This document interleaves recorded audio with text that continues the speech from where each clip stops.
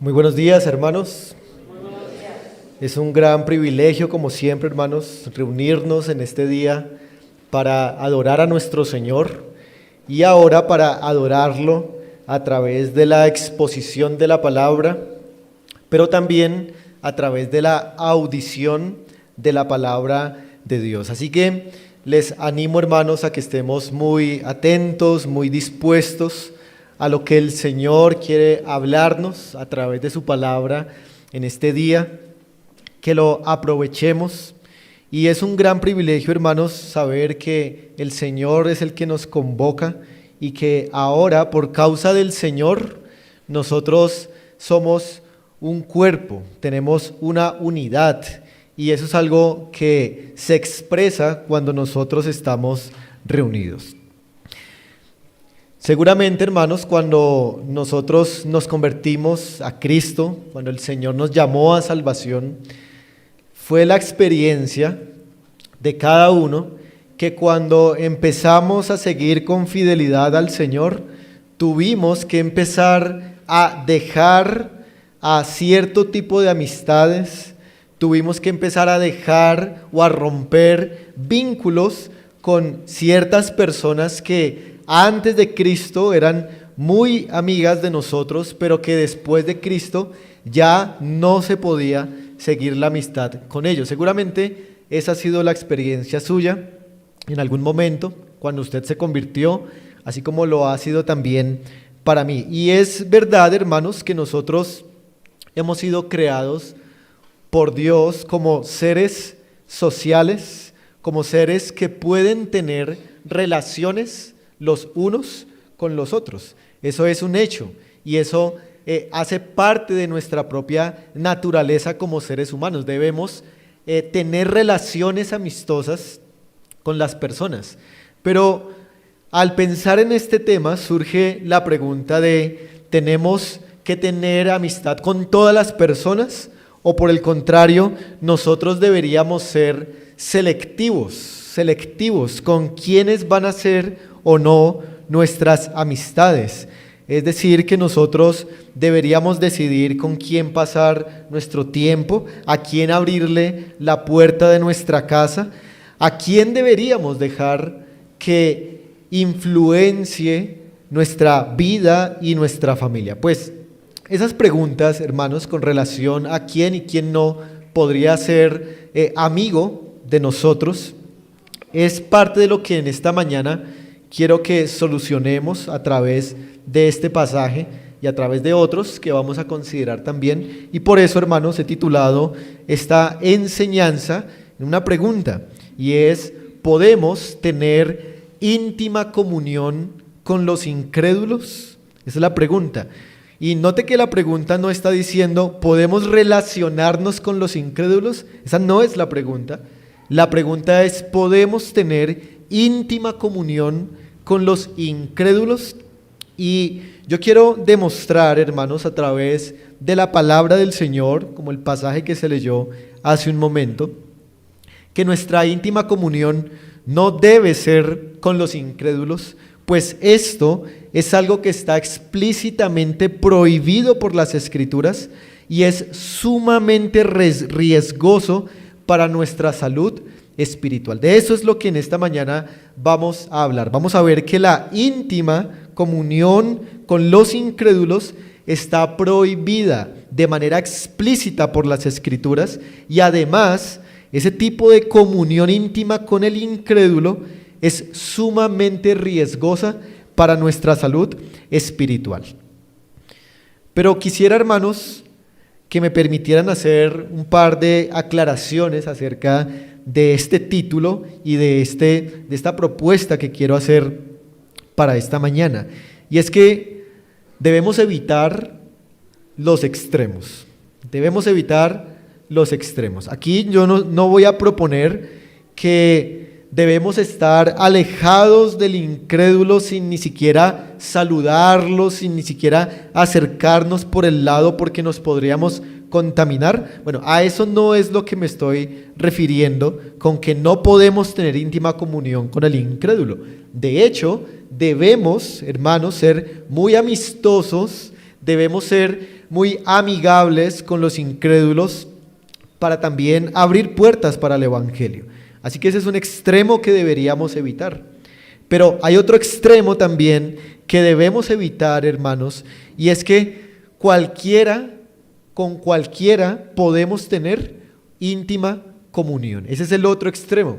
Tampoco, hermanos, voy a enseñar eso. Así que debemos cuidarnos de estos dos extremos, de estar totalmente alejados o abstraídos de los incrédulos o estar totalmente abiertos a tener relaciones de comunión íntima con ellos. Eso quiere decir, hermanos, que sí hay una manera legítima en la que podemos relacionarnos con los incrédulos.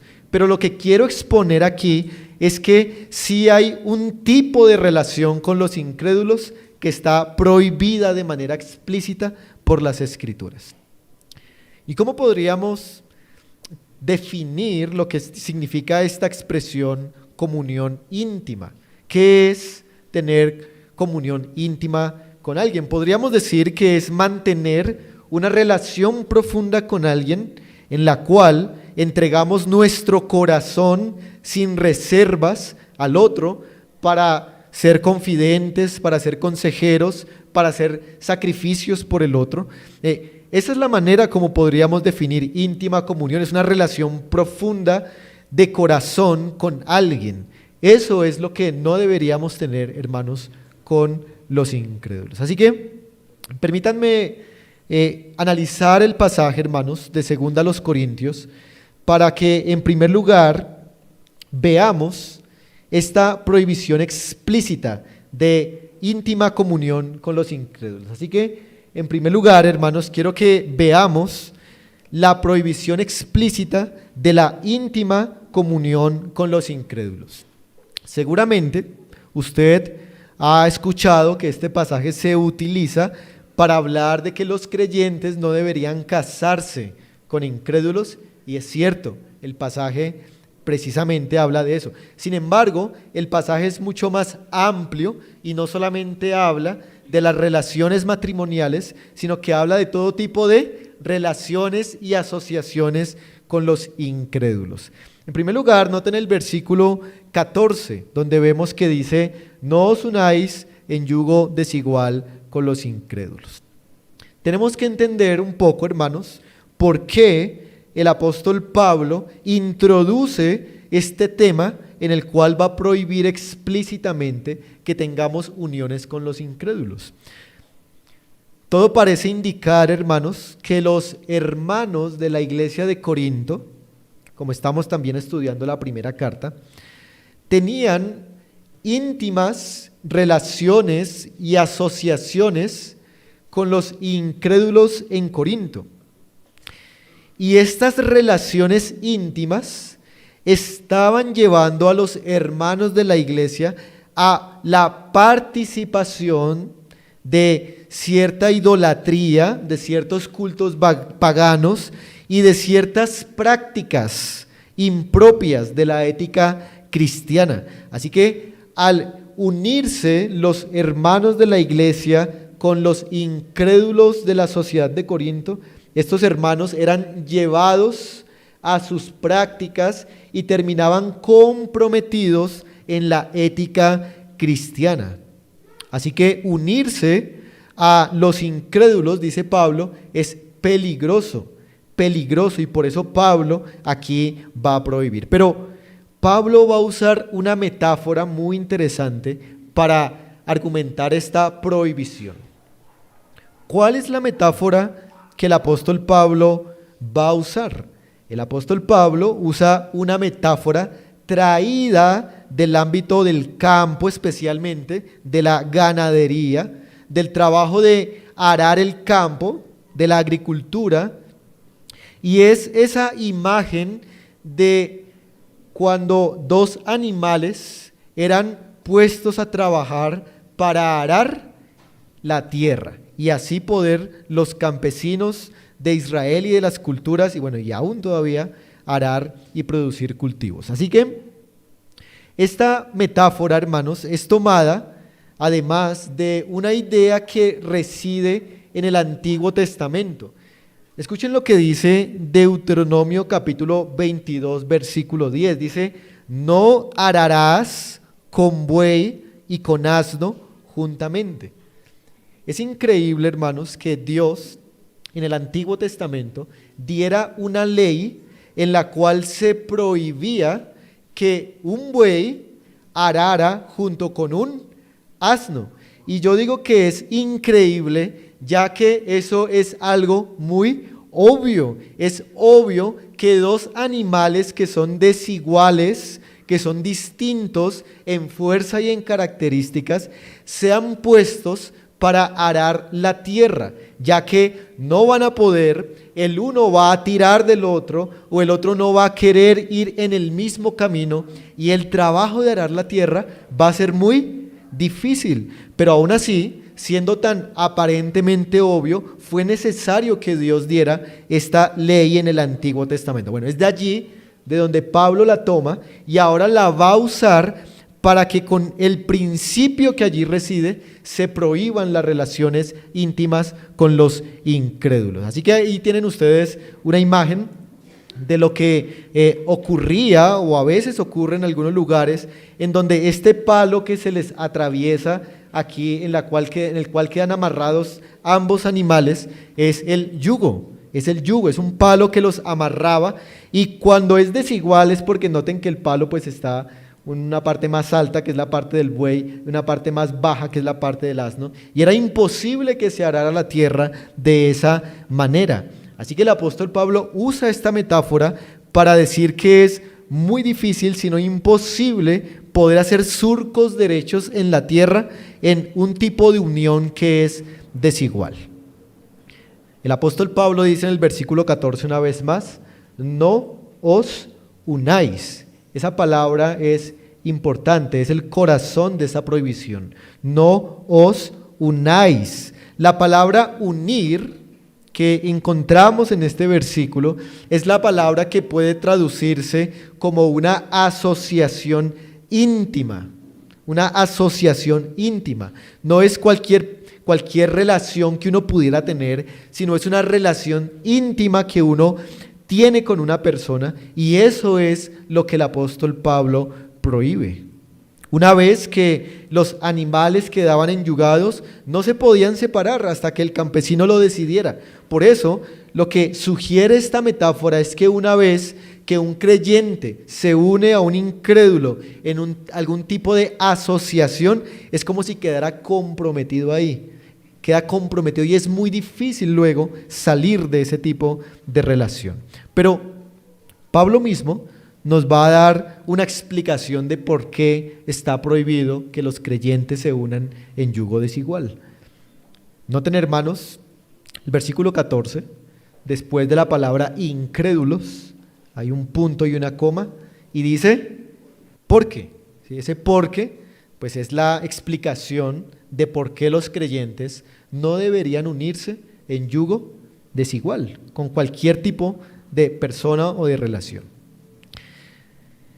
La manera como Pablo va a explicar la razón por la cual no hay que unirnos en yugo desigual es por medio de 5 preguntas. Yo quiero que ustedes las observen allí en el pasaje. Hay 5 preguntas que el apóstol Pablo hace. Son preguntas retóricas, es decir, son preguntas que no están buscando como tal una respuesta, sino que están buscando enfatizar algo, están buscando enseñar algo. Y estas 5 preguntas son muy parecidas la una a la otra. Son preguntas sinónimas que lo que pretenden es enfatizar un punto particular. ¿Qué es lo que quiere enfatizar el apóstol Pablo? Pablo está diciendo, por ejemplo, con la primera pregunta, ¿qué compañerismo tiene la justicia con la injusticia? Y la respuesta que se le viene a la mente de una vez, ¿cuál es? Absolutamente ninguna o ninguno. ¿Hay algún compañerismo entre la justicia y la injusticia?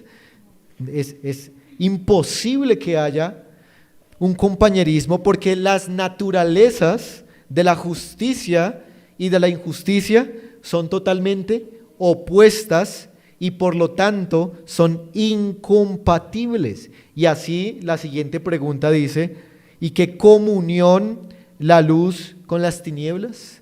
¿Puede en una misma habitación, hermanos, haber luz y tinieblas? No, o hay luz o hay tinieblas, pero ambas no pueden estar juntas. Verso 15, ¿qué concordia Cristo con Belial o con Satanás? ¿Pueden estar en un mismo cuarto Cristo con Satanás? Es imposible, no hay posibilidad para ello. ¿O qué parte tiene el creyente con el incrédulo? Y la respuesta otra vez, absolutamente ninguna. Verso 16, ¿qué acuerdo hay entre el templo de Dios y los ídolos? Y la respuesta otra vez es, no hay ningún acuerdo. Así que estas 5 preguntas enfatizan el hecho de que hay cosas espirituales que nunca podrán ser compatibles. Hay cosas espirituales que se oponen la una a la otra, que no son complementarias, sino que son mutuamente excluyentes. Así que esta es la explicación que el apóstol da. Así que, resumiendo el ¿por qué no podemos unirnos en yugo desigual con los incrédulos? La respuesta es porque nuestra naturaleza espiritual es diferente de la naturaleza espiritual de ellos. Esa es la principal razón. Hermanos, puede que usted escoja a sus íntimas amistades bajo criterios terrenales. Usted puede escoger tener íntima comunión con alguien, tal vez porque vive cerca de su casa, porque es el vecino. Usted puede escoger a tener íntima comunión con alguien, tal vez porque esa persona es muy agradable en su personalidad, o porque tiene un temperamento que se ajusta o que es compatible con el mío, o porque es una persona que es muy generosa siempre. Usted podría tener muchos criterios al momento de escoger una íntima comunión con alguien. Es que esa persona tiene los mismos gustos musicales que los míos. Es que esa persona tiene los mismos gustos en cuanto al vestido que los míos. Es que esa persona le gusta comer lo mismo que me gusta comer a mí. Pero todos estos criterios, hermanos, son un gran error para establecer nosotros los creyentes íntima comunión con alguien. Si le preguntáramos al apóstol Pablo, ¿cuál es el criterio entonces para escoger íntima comunión con alguien? Pablo diría, el criterio espiritual. Si es incrédulo, no va a ser un íntimo amigo tuyo y punto, por más buena gente y amable que sea. Así que el criterio espiritual, hermanos, para escoger a alguien que sea íntimo de uno, es la calidad espiritual de ese alguien, es que tenga la vida de Dios en él, es que sea regenerado y convertido. Ese es el criterio, no es ningún otro, hermanos. Pero en el versículo 16 hay algo que el apóstol Pablo añade, y él dice en la pregunta, ¿y qué acuerdo hay entre el templo de Dios y los ídolos? Porque vosotros sois el templo del Dios viviente, como Dios dijo, habitaré y andaré entre ellos, y seré su Dios, y ellos serán mi pueblo. Miren que la preocupación aquí del apóstol Pablo era el hecho de que estas relaciones con los incrédulos podían alejar el corazón de Dios. Dios habita en su templo, Dios habita en los creyentes, y estas asociaciones íntimas con los incrédulos podían ocasionar que otro entrara en el creyente aparte de Dios y no existiera una correcta habitación dentro del creyente, pues habrían ídolos y también la presencia de Dios. Así que Pablo está preocupado principalmente, hermanos, porque las relaciones íntimas con incrédulos alejan a los creyentes de Dios y los pueden llevar a una sutil idolatría. La sutil idolatría es que uno poco a poco empieza a alejarse de Dios. Pero podía ocurrir allí en Corinto, hermanos, que muchos de ellos ya habían desobedecido la prohibición. Es decir, muchos de ellos ya se habían unido ¿en qué? En yugo desigual. ¿Y hay qué? ¿Y hay qué? Los que ya estaban unidos en yugo desigual, los que ya tenían asociaciones con los incrédulos, ya estaban comprometiendo su ética cristiana, ya se estaban alejando de Dios. ¿Ahora qué? ¿Qué tienen que hacer? Algunos dirían, no, pues ya, quedémonos en esa condición. Pero el apóstol Pablo, citando el Antiguo Testamento, dice en el versículo 17, y esta es la implicación de esa prohibición: salid de en medio de ellos. Noten que la prohibición del versículo 14 es: no os unáis. Pero si se han metido en una íntima comunión con un incrédulo, si se han comprometido en distintas formas a esa relación, ¿qué es lo que tienen que hacer? Salir de en medio de ellos, huir, escapar, romper ese yugo para salir de allá. Así que, hermanos, quiero aclarar que no me estoy refiriendo a los matrimonios que están casados con una persona que no es creyente. No vayan a entender al salir de aquí que les estoy diciendo que se separen.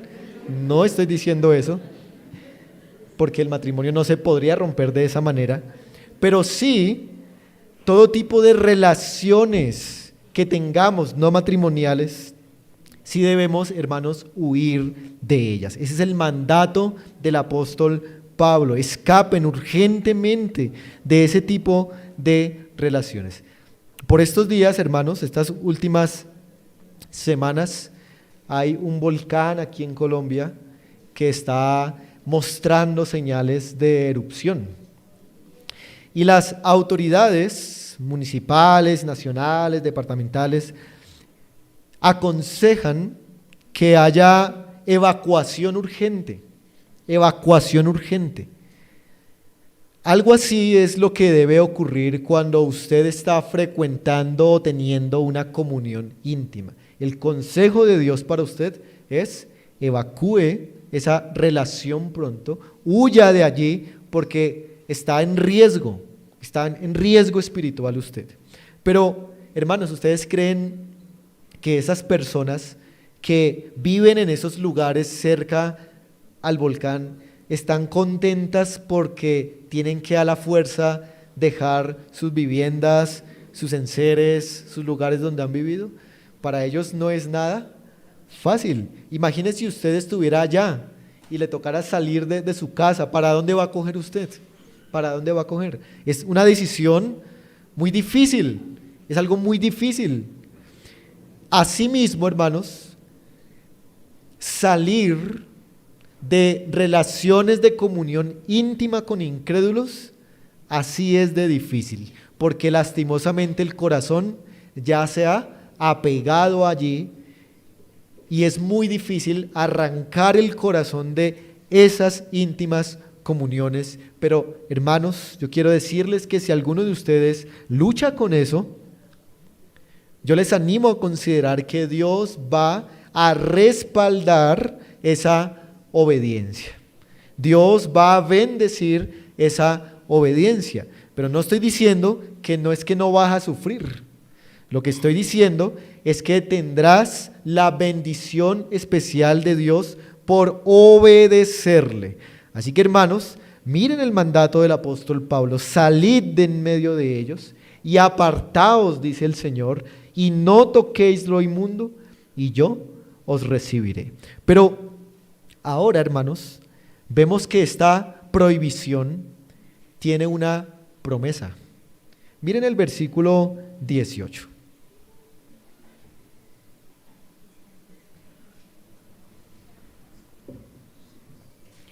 Dice esta promesa: y seré para vosotros por padre, y vosotros me seréis, ¿qué cosa? Hijos e hijas, dice el Señor Todopoderoso. Está Pablo citando otro pasaje, del Antiguo Testamento. Pero ¿significa esto, hermanos, que los que están en íntima comunión con incrédulos no son hijos e hijas del Señor? Porque ahí dice, si ustedes salen de en medio de ellos, yo seré ¿qué? Padre, y ustedes me serán hijos e hijas. Bueno, no significa eso. No es que si abandonamos las relaciones de íntima comunión con los incrédulos, vamos a llegar a ser hijos e hijas de Dios. No es eso lo que está diciendo.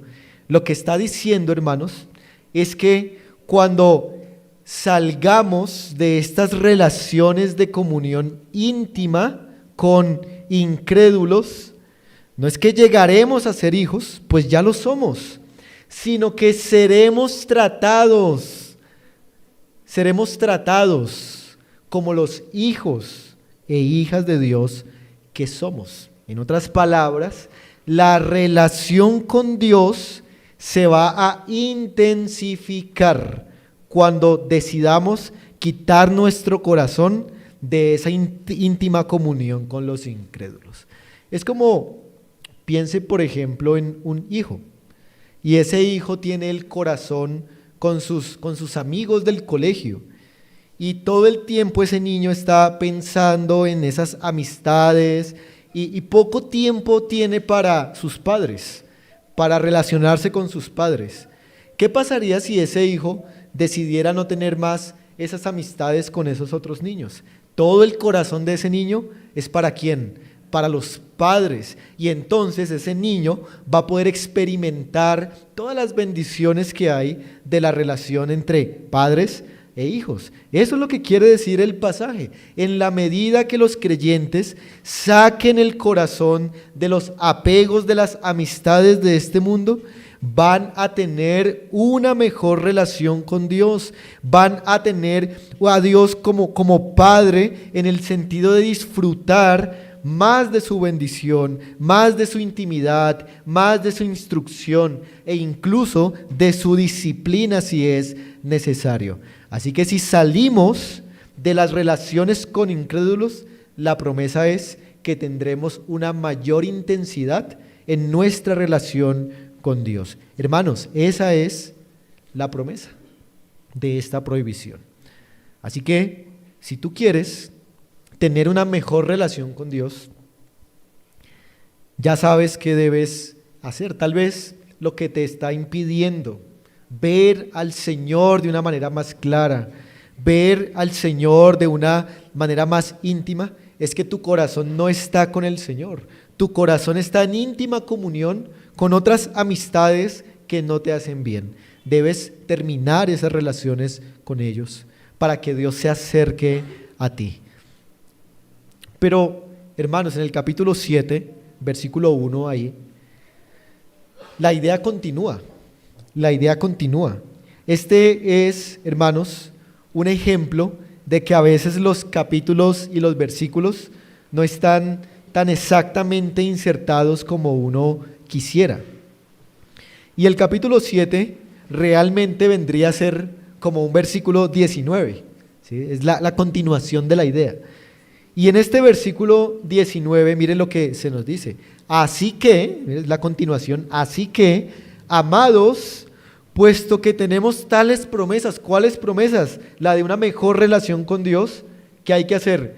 Limpiémonos de toda contaminación de carne y de espíritu. Hermanos, la contaminación ahí es tener relaciones con los incrédulos. La Biblia nos está diciendo que tener íntima comunión con los incrédulos es una mancha, es una contaminación, y que si rompemos esas relaciones, entonces vamos a limpiarnos de esa mancha y vamos a ser perfeccionados en la santidad. Hermanos, algo que me llama mucho la atención aquí es que Dios hace una promesa para motivar nuestra obediencia. Y es una muy buena promesa. Recuerden, la promesa es mejorar nuestra relación con Dios. ¿Cuál creyente no quiere eso? ¿Cuál creyente no quiere mejorar su relación con Dios? Todos los creyentes queremos eso, hermanos. Si somos verdaderamente creyentes, todos tenemos el anhelo en nuestro corazón de mejorar nuestra relación con Dios. Así que aquí hay una promesa de que si hacemos esto, mejoraremos nuestra relación con Dios. Hermanos, las promesas de Dios son las que nos impulsan a la obediencia a Dios. Miren, les pongo un ejemplo. Cuando estamos nosotros, ustedes o yo, evangelizando, compartiendo el evangelio, nosotros tenemos más la inclinación por advertir a los incrédulos de las consecuencias por el pecado. O sea, ¿cómo les decimos? Arrepiéntase porque Dios lo puede castigar, ¿no? Crea en Cristo para que no sufra el castigo. Usted no sabe lo que es el infierno. El infierno es terrible, por eso debe arrepentirse. Y eso está bien, eso es legítimo y eso hay que hacerlo en el evangelismo. Pero nos hemos olvidado que también hay unas promesas para aquellos a quienes evangelizamos. Si crees en Cristo, tendrás perdón de pecados. Si crees en Cristo, entrarás a los goces del paraíso. Si crees en Cristo, disfrutarás de la vida eterna. Si crees en Cristo, gozarás de la comunión con Dios y de el perdón de todos tus pecados de una vez y para siempre. Debemos presentar no solamente las consecuencias, sino también las promesas, porque las promesas son un estímulo para creer y para obedecer a Dios, y eso es lo que hace Pablo aquí. Él está proponiendo promesas para animar a los hermanos a que abandonen la relación íntima con los incrédulos. Así que esta es la prohibición explícita, pero esto nos lleva a pensar, hermanos, en un segundo asunto, y es que la relación con los incrédulos tiene unos riesgos espirituales muy grandes.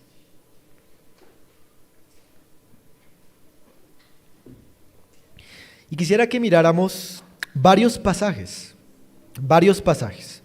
que nos muestran esos riesgos espirituales de tener íntima comunión con los incrédulos. En primer lugar, hermanos, la relación de íntima comunión con los incrédulos es riesgosa, escuche, porque es una fuente de continua tentación. Es una fuente de continua tentación. Vamos a mirar un pasaje. Vamos a Deuteronomio, capítulo 13, del verso 6 en adelante. Y miren lo que este pasaje nos dice.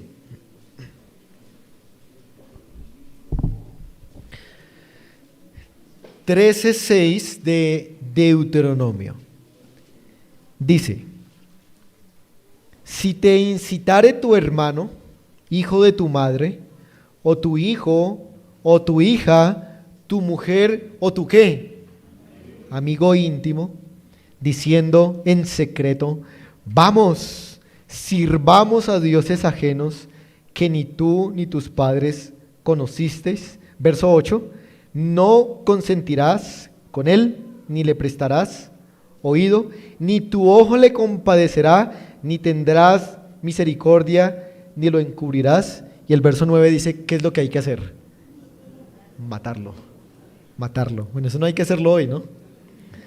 Pero es interesante, hermanos, que en la ley de Dios, la sanción por tener oído, por prestar oído a los que nos tientan a alejarnos de Dios, así sea un amigo íntimo, era la muerte. Hoy el principio se mantiene. No hay que escuchar a amigos íntimos que quieran alejarlo de Dios a uno, pero la sanción ya no se mantiene. Hoy en día ya no hay que matarlos. La sanción es alejarnos de ellos.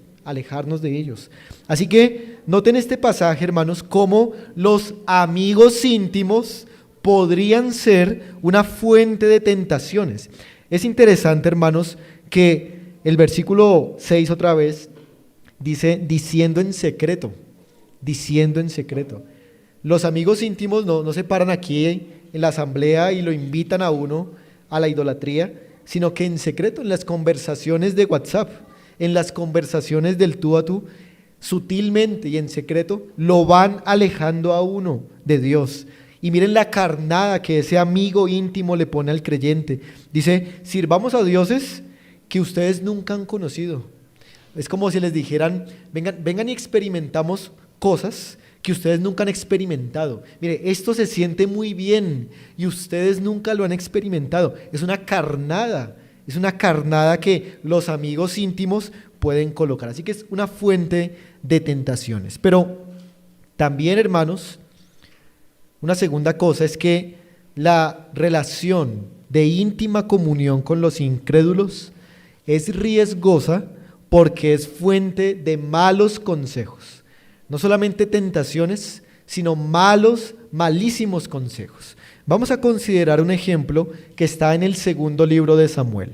Vamos al segundo libro de Samuel, al capítulo 13.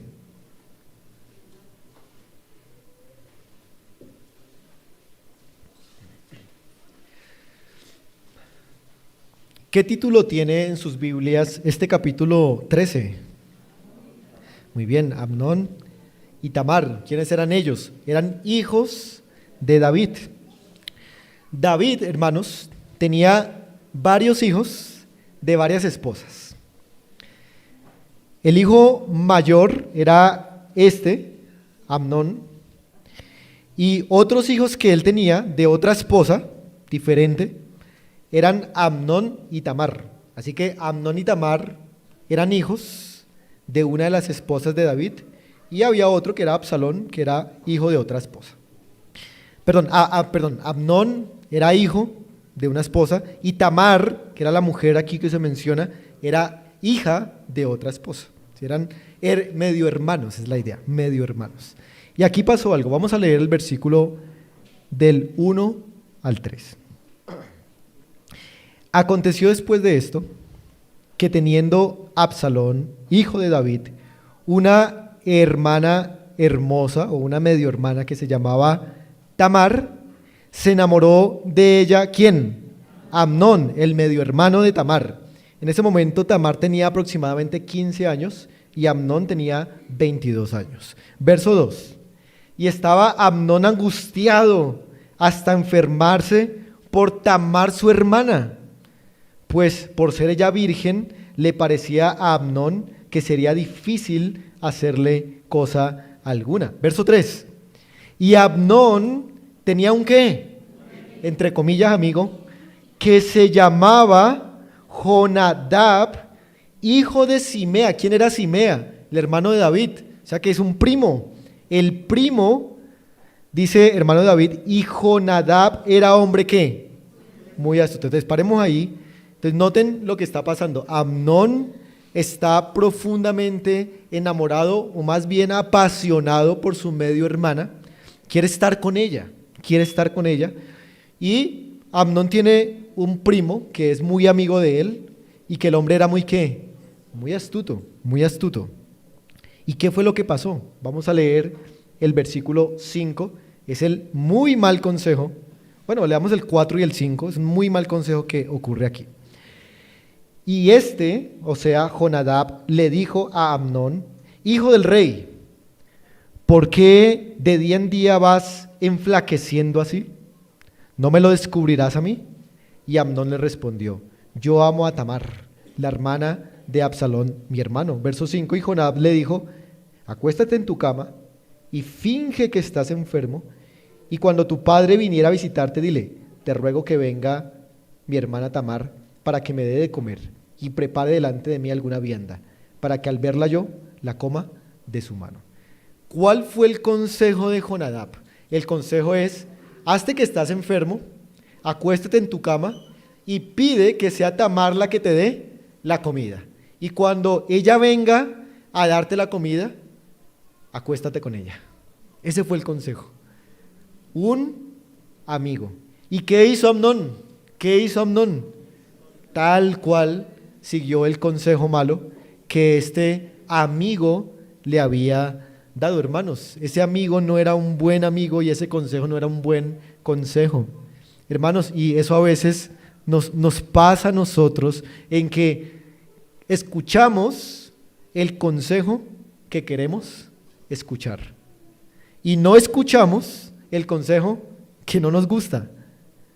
Debemos tener cuidado, hermanos, de quién son nuestros consejeros, porque a veces nos pueden dar malos consejos como ocurrió aquí. Así que una íntima comunión con los incrédulos es fuente de tentaciones, pero también es fuente de malos consejos. Pero además, en tercer lugar también, una relación de íntima comunión con los incrédulos es fuente de perniciosa influencia, Primera a los Corintios capítulo 15, vamos allí, nos dice lo siguiente. Primera a los Corintios capítulo 15, versículo 33.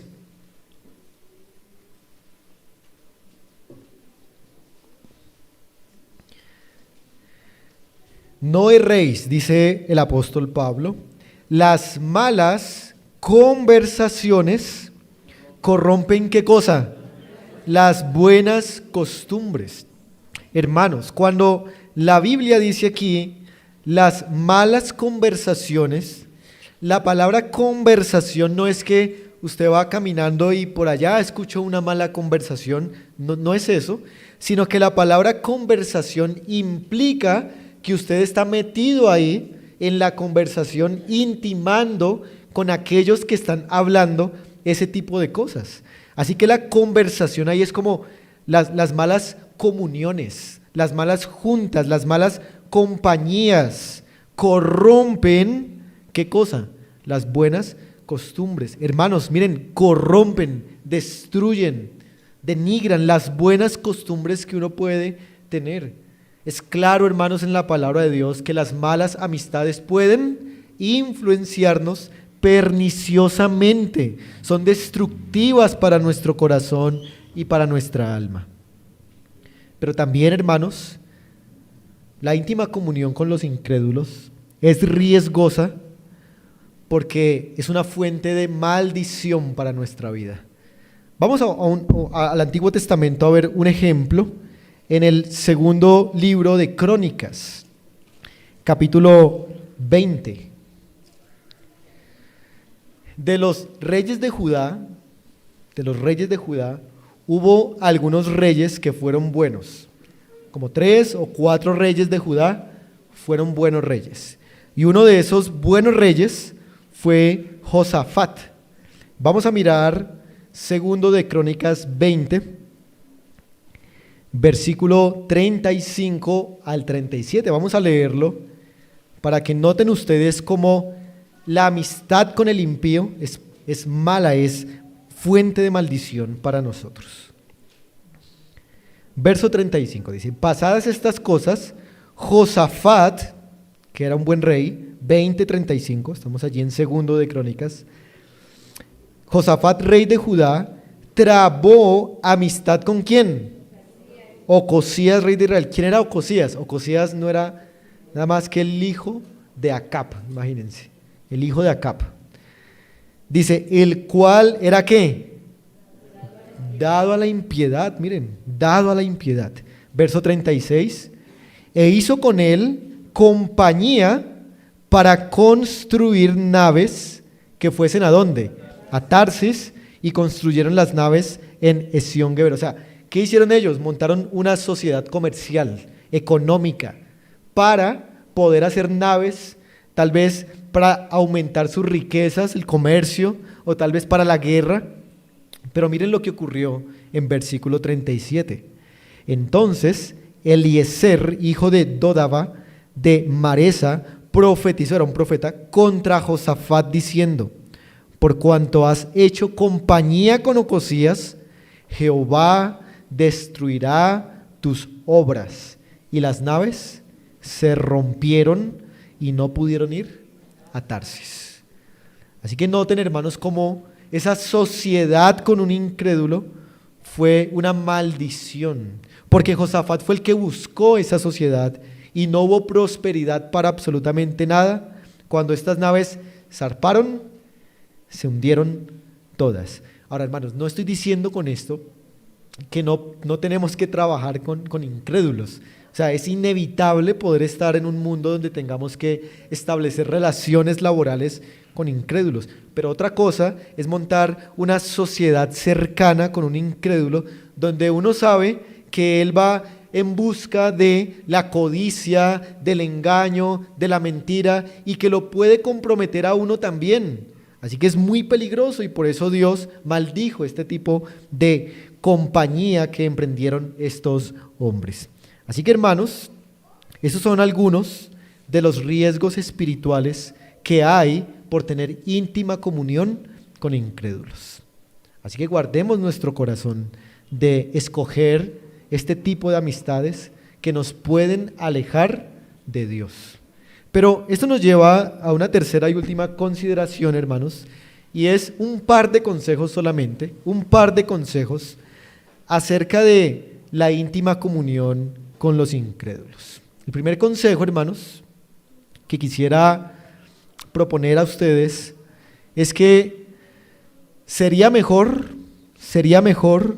no tener ningún amigo que tener amigos inadecuados, ¿no? Hay un dicho que guarda sabiduría y es que es mejor solo que mal acompañado. Eso es muy cierto. Así que, hermanos, es mejor no buscar amistades donde no es correcto. Es mejor quedarse solo, hasta que Dios provea un buen amigo. Miren lo que el Salmo 101 nos dice. Vamos allí al Salmo 101 y veamos lo que se nos dice allí.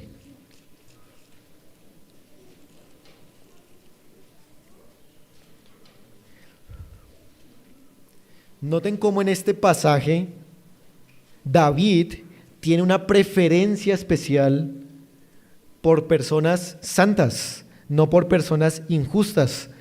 Versículo 3, Salmo 101:3 dice: no pondré delante de mis ojos cosa injusta. Aborrezco la obra de los que se desvían. Ninguno de ellos se acercará a mí. Verso 4, corazón perverso se apartará de mí. No conoceré al malvado, al que solapadamente infama a su prójimo, yo lo destruiré. No sufriré al de ojos altaneros y de corazón vanidoso. Verso 6, mis ojos pondré en quienes, en los fieles de la tierra, para que estén conmigo. El que ande en el camino de la perfección, este me servirá. Verso 7, no habitará dentro de mi casa, y está hablando David, el que hace fraude, el que habla mentiras, no se afirmará delante de mis ojos. Miren, David no quería amistades impías. David dice, mis ojos pondré en los fieles de la tierra. Mi íntima comunión será con los que son fieles a Dios. Eso quiere decir, hermanos, que un segundo consejo es tener amistad o trabar amistad ¿con quiénes? Con los creyentes. Esa es la verdadera amistad que uno puede trabar. Amistad con creyentes, íntima comunión con creyentes y con buenos creyentes, porque hay creyentes, como dice Pablo en 1 Corintios 6, dice, con el tal ni aún comáis. O sea, hay creyentes con los que ni siquiera se puede comer, dice Pablo, debido a su propio pecado. Pero, ¿por qué deberíamos tener comunión con los creyentes? Hermanos, porque con ellos sí somos compatibles, porque con ellos sí compartimos las realidades espirituales en el Señor, porque la Biblia muestra, mis ojos pondré sobre los fieles de la tierra. Con los creyentes hay verdadera edificación, hay buen consejo, hay crecimiento. Dice, hierro con hierro se aguza, se afila, es la idea ahí. Mire que son dos hierros de la misma naturaleza los que se afilan para ser afilosos o ser filosos. Esa es la idea. Hermanos, recuerden ustedes cuando David pecó en su pecado de adulterio. ¿Cómo estaba David cuando pecó? Estaba solo. En lugar de estar ¿Con quiénes? Con los fieles de la tierra, en la guerra, batallando. David se quedó solo y ahí fue cuando él cayó. Esto sin lugar a dudas, hermanos, nos enseña que cuando estamos con otros creyentes, somos protegidos del pecado, somos apartados del pecado. Así que las buenas amistades deben ser con creyentes porque son beneficiosas para nuestro corazón. Así que, hermanos, hemos visto y hemos resuelto la pregunta de si podemos o no tener íntima comunión con los incrédulos. Y hemos visto que la palabra de Dios prohíbe explícitamente una relación de esos. También vemos que la Biblia expone cuáles son los riesgos espirituales y hemos visto un par de consejos de que sería mejor tener amistades con creyentes o estar solos. Nos queda por decir algo aquí, hermanos, muy importante, y es que Cristo, nuestro Señor y Salvador, fue ejemplar, fue modelo en cuanto a las relaciones personales con los seres humanos.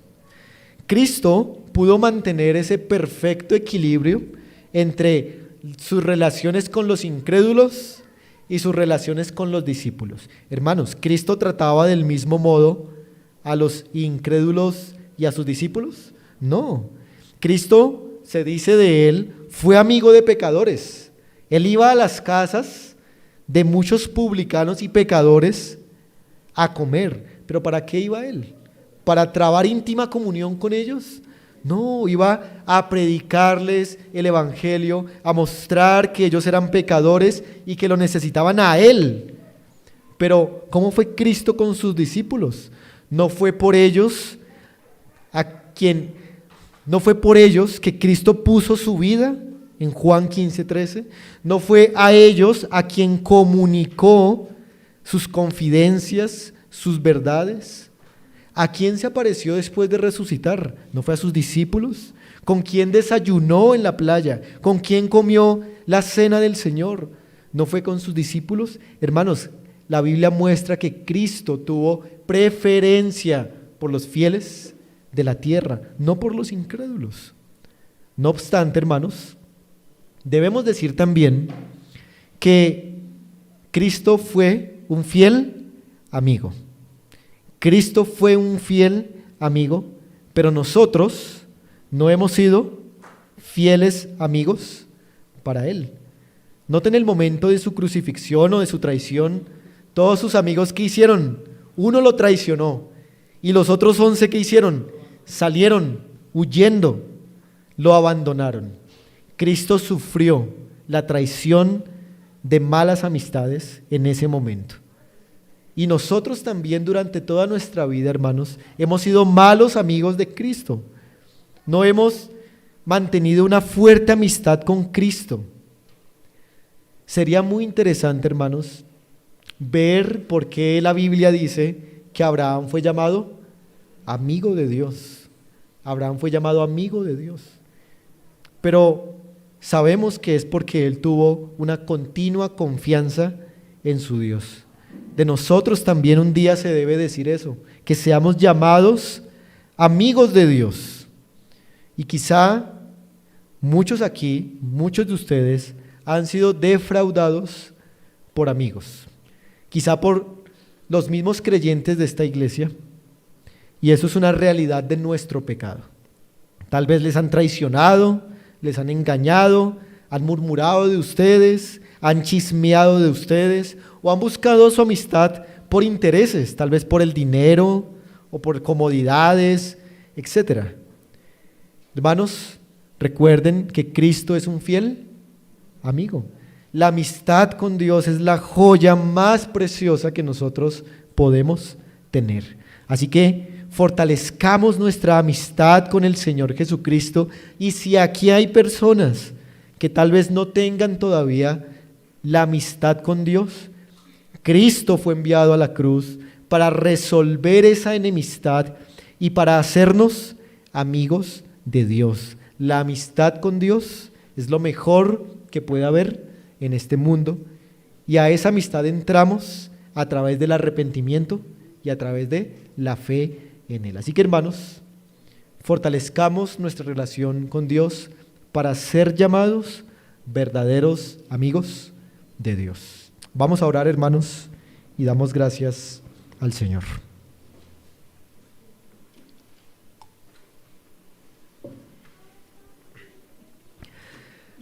Padre Celestial, pedimos, Señor, perdón, porque al ver tu palabra, sabemos que hemos hecho muchas concesiones, teniendo amistades que no convienen, que nos han alejado, Señor, sutilmente de ti. Pedimos perdón, Señor. Pedimos perdón porque no hemos aprovechado quizá esas relaciones con incrédulos para hablarles el Evangelio, sino para hablar de los temas que ellos hablan. Y eso ha sido, Señor, perjudicial para nuestra alma. Ayúdanos, Señor, a romper, a huir, a salir de todo tipo de relación que nos esté afectando, Señor, nuestra comunión contigo. Y ayúdanos, Señor, principalmente a fortalecer a través de los medios de gracia nuestra amistad contigo, la cual tú has creado, Señor, por medio de la obra de Jesucristo. A ti te adoramos, Señor, y pedimos que tu palabra nos aproveche grandemente. En el nombre de Jesucristo oramos. Amén.